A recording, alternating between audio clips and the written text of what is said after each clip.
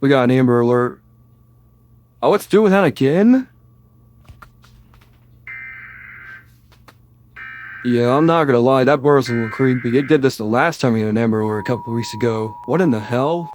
The Wake County Sheriff's Office is searching for a Zoe Catherine Upton, white female, 3 years of age, last seen wearing pink pajamas. Possible abductors are Zachary Richard Upton, 30-year-old white male with brown eyes and brown hair, or a Christina Garner Jones, 54-year-old white female with brown eyes and brown hair. 2 possible vehicles: one, a black BMW 228i, license plate LEK7352.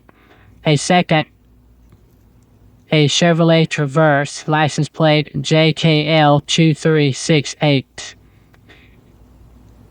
If located, please contact the Wake County Sheriff's Office at 919-856-6911 or call 911. This is an Amber Alert.